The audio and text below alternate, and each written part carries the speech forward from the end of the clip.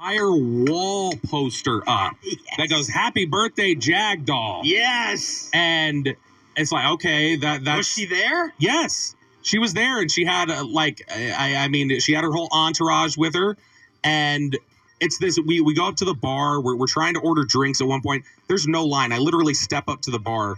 John clocked it each time. I waited 20 minutes each time to just get a drink given to me. And they weren't busy. They just kept going, we'll be right with you, and coming back. And Did you throw glass like Choppy? I was close, and I happened to look over. There was this guy standing behind me, a Cowboys fan from out of town. And he goes, he said, "This is the slowest service I've ever seen." And he points to this wall. They have a chalkboard with crappy tippers where they write down your name, your bill, and how much you tip or didn't tip. Oh, and they call you out, put you on blast. And the guy was like, "I see why that board is so big now." And he's like, "I'm missing my kids growing up, standing here at the bar waiting for this." And so, I finally get the lady to come. It's like if you run out on your bill, you go to the convenience store and they have your credit card. Yes. They do this for bad tips, but you actually side with the customer. She walked up to the bartender, and she was finally taking my order, and they hold onto your card, and she's giving it back to me near the end of the night, and she goes, she says, "Here you go." I said, have you ever mixed up cards? I was just making conversation. I was like, you ever given somebody back the wrong card or lost it? And she goes, "I did that tonight." I was like, "What?" Oh my God. And she's like, "I handed back somebody the wrong card. Somebody ended up running $500 worth of stuff on somebody's debit card because they thought it was theirs, and it ended up getting declined." I'm like, what is your operation here? What are you doing? We go, and then we're getting near the end, and John is just super uncomfortable. He's like, "This feels like the parts of Detroit I was told not to go in when I was growing up." He's like, "This whole city." And he said, some guy just walked up to me when I was standing over there ordering food and said, "I'm from Nicaragua. Can you understand me?" And he's like, "Huh?" And he's like, "Can you understand my English? I'm from Nicaragua." And he's like, "Dude, I'm getting out of here." So I said, "All right, we'll call an Uber. Let me go to the bathroom." I go to the restroom. It's just one bathroom. I go in there. There is a literal defecation floating in the toilet. They're talking about you guys know my sensitivity. See, I'm already getting a little Jacksonville gaggy. is a whole pawn shop. Right there in Smells on top of everything. Water. Oh, that's what they said. Yeah. And look, I wanted to fit in with Jacksonville, so I didn't flush it. I just walked out. Oh, God. I'm just kidding. I did stick my foot up there and press it down with my foot. Yeah.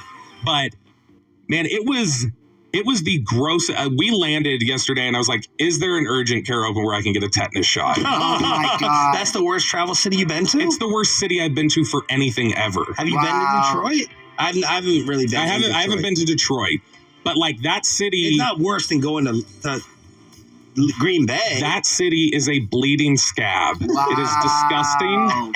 There is do you remember us taking shots at Green Bay? They are talking about Jacksonville, Florida. We're saying how do you have an NFL team here? This great, that was it. But it was just more like a small town.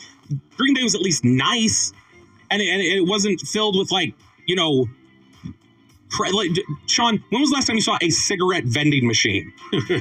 Long time. They have them in there, and it's not an aesthetic. It is, you can order it. They've updated it with vapes. Maybe in Arlington. They're like Marlboro 100 Reds you can buy in there. Oh my God. And I was showing people in the press box the pictures. Look at this. Nick Eatman saw it. He's like, I haven't seen that since the 90s. What is it like? It's like they got to smoke in the bar. Yeah, there are people smoking. I don't think you're allowed to, but there people were, and they did not look like the type of people you would tell you can't smoke in here. And it's funny, we just looked at it, it's like this city got an NFL team in 1995 and just said, let's live in this here forever. Why? This has been such a good year. Why do anything else? It is. I would just say this: if you're considering going to Jacksonville, don't. Other than the great Tolos who I ran into while I was there, I ran into a couple of them. The first one, Danny Barton, who said that Sean and RJ is his number one show for anything. Period, national or local. He listens to it all the time. He was very nice. He bought me a beer. And so he had gone to some signing event, some fan event at the hotel. But he was very nice and couldn't say enough good things about the station here. And then shout out to Tom Wasson, who used to live around here. I didn't realize the whole city a year ago. Is a pawn shop. And he found out from his wife when he now we know why Scammy lives there. He talks about Dak, blah, blah. His wife goes, I worked with him 10 years ago, and I didn't realize they were a couple. And so I got to visit with somebody I hadn't seen in about 10 years that I used to work with. Nice. I had him, but he was saying that in Jacksonville, he's like, shirts? we've only got 1010 and it's awful. Oh And so my he's God. like, The station we crosstalk with. He's like, I still, the station that got our station wrong. And so he's still, like he said, he's still every day just like listens to the Odyssey app nonstop, and he's like, that's like the oasis in the desert for me out here in Jacksonville. But Nice. if you're considering moving to Jacksonville, don't.